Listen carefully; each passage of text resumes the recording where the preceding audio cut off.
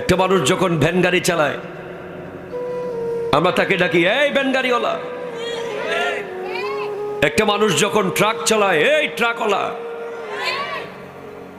না, পৃথিবীর কোনো মানুষ ব্যক্তিত্বহীন হয়ে জন্মায় না। প্রত্যেকের আত্মমর্যাদা আছে। সে যদি রিক্সা চালায় বুঝতে হবে হয়তো সে ছোটবেলায় বাবা হারিয়েছে,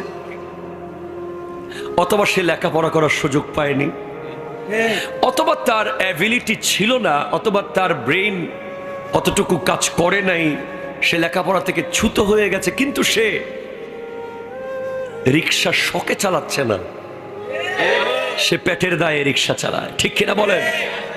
আপনার কাছে তার ইজ্জত না থাকতে পারে, কিন্তু আল্লাহর দরবার